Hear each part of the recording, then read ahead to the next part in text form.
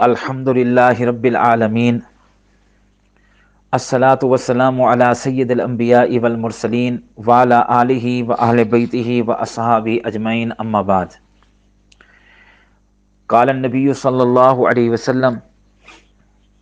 احرص علی ما ینفعک واستعن باللہ ولا تعجز، وان اصابک شیء فلا تقل لو انی فعلت لکان کذا وکذا ولكن قل قدر اللہ وما شاء فعل فإن لو تفتح عمل الشیطان۔ کل کی درس میں آپ حضرات نے یہ سنا تھا کہ نیکیوں کے اندر سبقت کرنی چاہیے اور مقابلہ نیکیوں میں کرنا چاہیے، اور آج کے درس میں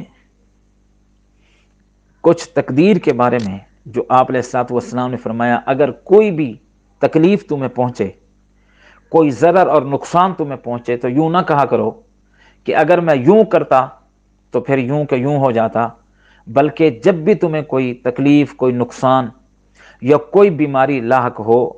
تو یوں کہا کرو کہ جو کچھ اللہ نے لکھ دیا بس وہی مقدر میں تھا، ہوا، اور جو اللہ چاہتا ہے وہی کرتا ہے۔ فَإِنَّ لَوْ تَفْتَحُ عَمَلَ الشیطان، یہ جو تم کرتے ہو کہ اگر میں یوں کرتا تو آج یوں ہوتا، اگر میں فلاں جگہ پہنچ جاتا تو یوں ہو جاتا، فرمایا یہ جو اگر ہے یہ شیطان کے عمل اور دروازے کو کھولتا ہے، شیطان اس بات سے تمہیں گمراہ کرتا ہے۔ تو اب کہنا یہ ہے کہ اس تقدیر کے متعلق کہ آپ تھوڑی سی بات کو سمجھ لیں، یعنی اگر دنیاوی زندگی میں تمہیں کوئی مصیبت اور تکلیف پہنچے تو یہ مت کہو کہ اگر یوں کر لیتا تو ایسا نہ ہوتا، اگر یوں کر لیتا تو ایسا ہو جاتا،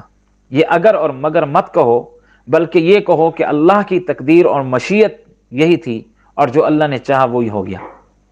مثلا کسی کے عزیز کا انتقال ہو جائے تو کہتا ہے کہ اگر فلاں ڈاکٹر سے علاج کرا لیتا تو بچ جاتا، یا مثلا کسی کے ہاں چوری ہو گئی یا ڈاکہ پڑ گیا تو یہ کہتا ہے کہ اگر فلاں طریقے سے حفاظت کر لیتا تو چوری نہ ہوتی وغیرہ۔ ایسی باتیں مت کہو، بلکہ یوں کہو کہ اللہ کی تقدیر میں ایسا ہی ہونا مقدر تھا، اس لیے وہ ہو گیا، میں اگر 1000 تدبیری بھی کر لیتا پھر بھی ایسا ہی ہوتا۔ اور اس کو سمجھنے کے لیے یوں سمجھیں کہ دنیا راحت اور تکلیف کا مرکب ہے۔ جب اللہ کسی کو راحت دیتا ہے تو پھر وہی اللہ تکلیف بھی دیتا ہے۔ کوئی بھی ایسا دنیا میں شخص نہیں جس کو ہمیشہ خوشی خوشی ملی ہو، غم نہ ملا ہو، راحت ہی راحت ملی ہو، تکلیف نہ ملی ہو۔ یہاں کوئی خوشی بھی خالص نہیں، کوئی غم بھی خالص نہیں، لہٰذا غم، تکلیف اور پریشانی تو اس دنیا میں ضرور آئے گی۔ اگر ساری دنیا کی دولت خرچ کر کے یہ چاہو کہ کوئی تکلیف نہ آئے، یہ کبھی نہیں ہو سکتا۔ اللہ کے محبوبوں پر بلکہ الٹا زیادہ تکلیف آتی ہے۔ ہم کمزور لوگ ہیں، ہم اللہ سے تکلیف نہیں مانگتے، لیکن جو اللہ کے پیارے ہیں ان پر زیادہ تکلیفیں آتی ہیں، جیسا کہ حدیث پاک ہے، اور یہ حدیث پاک کنز الاعمال میں موجود ہے: اشد الناس بلاء الانبیاء ثم الامثل فالامثل، کہ سب سے زیادہ تکلیف وہ نبیوں پر آتی ہے، اور پھر جو نبیوں کے سب سے زیادہ قریب ہوتے ہیں ان پر تکلیف زیادہ آتی ہے۔ یہ عالم جہاں کوئی پریشانی، ایسا عالم جس میں کوئی تکلیف نہ ہو، وہ صرف جنت ہے۔ دنیا دونوں چیزوں کے مرکب کا نام ہے، اور ہم حقیر، عاجز، کمزور اللہ سبحانہ و تعالیٰ کی مصلیت کو نہیں پہچان سکتے کہ اس میں اللہ سبحانہ و تعالیٰ کی مصلیت کیا ہے۔ بعض دفعہ ہم یوں کہتے ہیں کہ اگر میں نے اپنے رشتہ دار کا، عزیز کا علاج فلاں ڈاکٹر سے کرایا ہے، اگر میں فلاں ڈاکٹر کے پاس چلا جاتا تو یہ بچ جاتا، یا یہ جو بیماری میں نقصان ہوا یہ نہ ہوتا۔ مجھے آپ یہ بتائیں، یہ جو بڑے بڑے بادشاہ ہیں، مثال کے طور پر جو نواز شریف صاحب ہیں، ان کی جو بیگم صاحبہ ہیں، وہ ان کا علاج کہاں ہوا تھا؟ ڈاکٹر جو ہے پرویز مشرف، جنرل پرویز مشرف، اس کا علاج کہاں ہوا تھا؟ ان کا جنازے کہاں سے آئے ہیں؟ بھئی اگر بڑے ہسپتال میں اور بڑے ڈاکٹروں سے علاج کرانے سے بندہ بچ جاتا ہے تو ان کو کبھی موت نہ آتی، کیونکہ یہ برطانیہ کے سب سے اچھے ڈاکٹر میں اور اچھی طرح ان کے علاج تھے، ہر قسم کی مشینری اور دنیا کے سب سے بڑے اسپیشلسٹ، لیکن موت آ گئی۔ تو اس لیے اس سے بڑھ کر تو بندہ کسی ہسپتال میں نہیں لے کے جا سکتا۔ تو جب موت ان کی آ گئی ہے تو موت ان کی بھی آ گئی ہے۔ بس اپنی طرف سے کوشش کرنی چاہیے علاج کی، اپنی حیثیت کے مطابق بچانے کی کوشش کرنی چاہیے، لیکن اگر اس کے باوجود وہ بندہ نہ بچ سکے تو پھر کیا کہنا چاہیے؟ یہ نہیں کہنا چاہیے کہ فلاں جگہ جاتا تو یوں ہو جاتا، یوں کہنا چاہیے بس جو اللہ نے مقدر میں لکھ دیا وہ ہو گیا، اور اس پر پھر صبر کرنا چاہیے۔ کافر اور مسلمان میں یہی فرق ہے، جب کافر علاج کرتا ہے بیماریوں کا اور وہ جا کر اس پر علاج کرتا ہے اور ڈاکٹر اس کا علاج کرتے ہیں، علاج کرنے کے بعد اگر وہ مر جائے تو ان کے پاس کوئی ایسا لفظ نہیں جو ان کو تسلی دے، وہ کہتے ہیں ڈاکٹر کا قصور تھا، اگر میں ادھر نہ آتا تو ادھر چلا جاتا، یہ کافروں کا کام ہے، پھر بچ جاتا، اگر وہاں نہ ہوتا تو وہاں ہوتا، یوں کرتے تو وہ ایسے کرتے، بچ جاتے۔ اور مسلمان کی کیا شان ہے کہ علاج کرانے کے باوجود، محنت کرنے کے باوجود، پھر جب قضا آ جاتی ہے تو وہ کیا کہتا ہے؟ انا للہ و انا الیہ راجعون، میں نے اپنی طرف سے کوشش کی، اب چونکہ سارا مال اللہ کا ہے، یہ بھی اللہ کے پاس پہنچ گیا، میں نے بھی اللہ کے پاس جانا۔ میرے بھائیوں، دین یہ ہے کہ اللہ کے فیصلوں پر راضی ہو جائے بندہ، کہ جو فیصلہ اللہ کرتا ہے اس میں ہمارے دل میں کوئی شکایت پیدا نہ ہو۔ اللہ نے جو کچھ دیا، اتنی نعمتیں دی جس کو ہم شمار بھی نہیں کر سکتے۔ اور ایک حدیث پاک میں ہے اذا قضى اللہ قضاء احب ان يرضى بقضائه،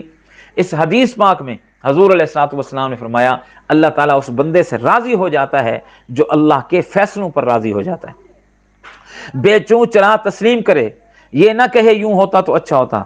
ایسا واقعہ پیش آیا جو طبیعت کو ناگوار ہے اور غم اور تکلیف کا واقعہ ہے،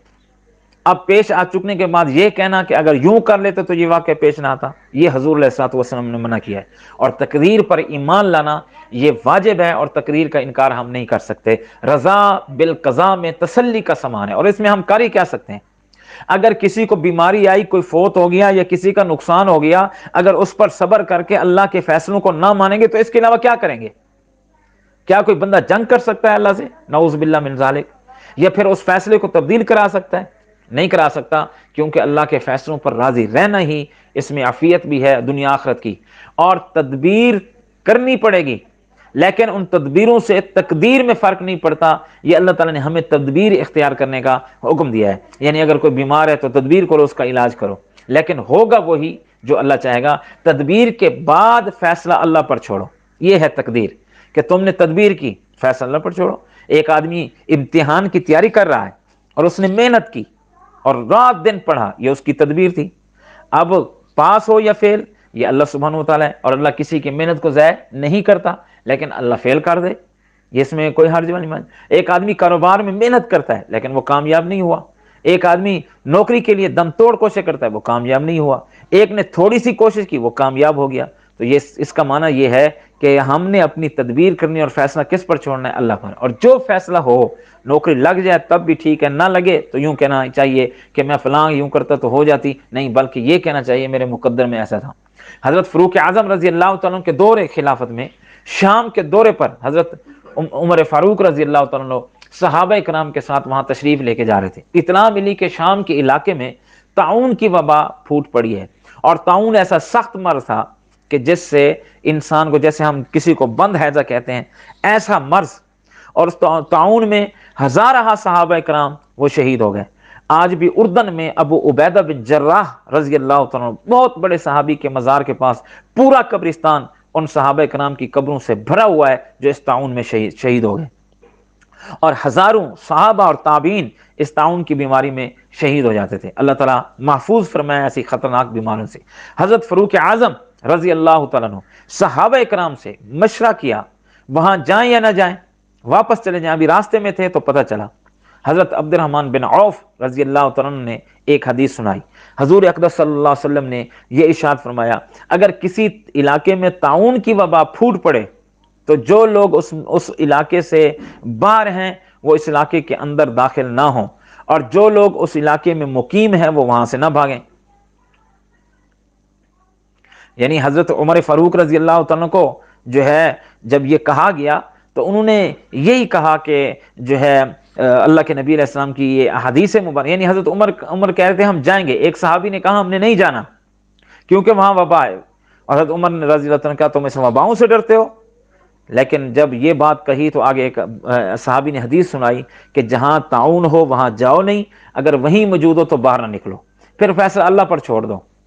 وہ اللہ نے تمہیں بچانا تو یہاں بچا دے گا، اگر نہیں بچانا تو اللہ سبحانہ و تعالیٰ یہاں پر بھی تعاون کرتا ہے، لیکن تم نے نہیں جانا، یہ تدبیر تھی، لیکن جو تقدیر میں لکھا ہے وہ ہو کر رہے گا۔ اس وقت ایک صحابی غالباً حضرت ابو عبیدہ بن جرہ رضی اللہ عنہ تھے، انہوں نے حضرت فاروق اعظم رضی اللہ عنہ سے یہ کہا، اتفروا من قدر اللہ،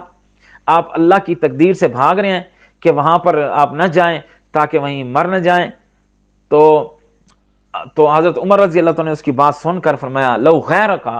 قالہ یا ابا عبیدہ، اے ابو عبیدہ بن جرہ، اگر تیرے علاوہ کوئی اور بات کرتا تو میں اس کو سزا دیتا۔ نعم نفر من قدر اللہ الى قدر اللہ، ہم اللہ کی تقدیر سے اللہ کی تقدیر کی طرف بھاگ رہے ہیں، ہم اس لیے نہیں بھاگ رہے کہ پیچھے جائیں گے تو ہم بچ جائیں گے، ہوگا وہی جو اللہ نے مقدر کیا، لیکن جو تدبیر اللہ کے نبی نے فرمائی اس پر ہم عمل کریں گے، کہ اللہ کے نبی نے فرمایا جہاں تعاون ہو وہاں جاؤ نہیں، اگر وہیں موجود ہو تو وہاں سے بھاگو نہیں، اگر بھاگو گے تو اللہ نے موت مقدر لکھی ہے پھر بھی آ جائے گی، لیکن یہ تدبیر حضور علیہ الصلوۃ والسلام نے سکھائی ہے، ہم اس تدبیر پر عمل کرتے ہوئے ایمان تقدیر پر رکھتے ہیں کہ اگر اللہ نے موت مقرر رکھی ہے تو وہاں پہ بھی آ جائے گی۔ تو یہ ہے تقدیر کا صحیح مفہوم، کہ بندہ اپنے کوشش کے مطابق، اپنی طاقت کے مطابق تدبیریں اختیار کرتا رہے، نیک عمل کرتا رہے، کوشش کاموں کی کرتا رہے، پھر معاملہ اللہ کے سپرد کر دے، پھر جیسا ہو اس کو خلوص دل سے تسلیم کرے کہ میرے مقدر میں اللہ نے یہی لکھ دیا تھا۔ غم اور صدمہ رضا بالقضاء کے منافی نہیں ہے، اور یہ بات بھی ذہن میں رکھیں کہ اگر ایک آدمی کا کام نہیں ہوا یا اس کو کوئی غم لاحق ہوا تو اس کو صدمہ ہو جاتا ہے، یہ کوئی رضا بالقضاء کے خلاف نہیں، انسان ہے، کمزور ہے، غم ہوگا، لیکن زبان سے ایسی بات نہ کہے جس سے اللہ جو ہے وہ ناراض ہو گئے۔ تو ہمیں کیونکہ اللہ کی حکمتوں کا کوئی علم نہیں، ظاہری طور پر ہمارا نقصان ہے، ہو سکتا ہے اسی میں نفع ہو۔ جب کسی بیٹے کا یا بہن کا یا بھائی کا آپریشن ہو تو خود باپ اپنے بیٹے کو لے جاتا ہے اور اس کو جا کر ڈاکٹر سے کہتا ہے اس کو چیرو پھاڑو۔ اب ظاہری طور پر تو چیرنا پھاڑنا باپ کہہ رہا ہے، لیکن بیٹے کی سمجھ میں نہیں آتا، وہ باپ سمجھتا ہے کہ اسی میں میرے بیٹے کی زندگی ہے۔ تو اسی طرح اللہ جب کبھی کوئی تکلیف دے دے تو ہم نہیں سمجھتے کہ اس میں بھلائی ہے، لیکن وہ اللہ ہی جانتا ہے۔ تو عقیدے، تقدیر کے عقیدے پر ایمان لانا یہ ضروری ہے، اور ہم لا چکے ہیں، ہم نے یہ اقرار کیا، آمنت باللہ وملائکتہ وکتبہ ورسلہ والیوم الآخر والقدر خیرہ وشرہ من اللہ تعالی۔ تو ہم یہ ایمان لا چکے ہیں تقدیر پر کہ ہر اچھی بری تقدیر وہ اللہ کی طرف سے ہے فیصلہ، اور اسی پر ہم نے جو ہے وہ راضی رہنا ہے۔ تو اس لیے حضور علیہ الصلوۃ والسلام کی یہ جو چیزیں ہیں ان کو اپنے دل پر نقش کریں، اور اللہ سبحانہ و تعالیٰ نے جو کچھ فرمایا وہ حق اور سچ ہے، اور ہم مانگتے نہیں ہیں تکلیفیں، لیکن آ جائیں تو صبر کرتے ہیں، اور جو جس حال میں اللہ سبحانہ و تعالیٰ نے رکھا ہے وہ اللہ کی طرف سے ہمارے لیے مقدر تھا، ہم اسی پر راضی ہیں، اسی پر خوش ہیں، لیکن اللہ سبحانہ و تعالیٰ سے یہ گزارش کرتے ہیں کہ یا اللہ ہم کمزور اور عاجز ہیں، ہم یہ پریشانیاں اور ہم یہ چیزیں جو ہیں تکلیفیں برداشت نہیں کر سکتے، اگرچہ تیری نظر میں یہ بھی نعمت ہوگی لیکن اس نعمت کو فراوانی والی نعمت میں بدل لیں۔ جو ہے آپ دیکھیں کہ ایک چھوٹا بچہ ہے، ماں اس کو مارتی ہے، اس وقت بھی وہ ماں ہی کی گود میں زیادہ گھستا ہے، حالانکہ جانتا ہے کہ میری ماں مجھے مار رہی ہے، کیونکہ اس لیے وہ بچہ یہ بھی جانتا ہے ماں پٹائی تو کر رہی ہے لیکن اس پٹائی کا علاج بھی اسی کے پاس ہے، مجھے شفقت اور محبت بھی اسی کے آغوش میں ملے گی، لہٰذا جب بھی کوئی ناگوار بات یا واقعہ پیش آئے تو یہ سوچو یہ اللہ کی طرف سے ہے اور اسی کی آغوش رحمت میں مجھے پناہ ملتی ہے، یہ سوچ کر بھی جو ہے اسی سے اس کے ازالے کی اور اس کے صبر کی دعا کرنا چاہیے، اور الٹا رضا بالقضاء کرتے ہوئے اللہ کی رحمت کی طرف متوجہ ہونا چاہیے، عبادات کی طرف استغفار کرنا چاہیے۔ دعا یہ ہے اللہ سبحانہ و تعالی ہم سب کو ان چیزوں پر عمل کرنے کی توفیق عطا فرمائے۔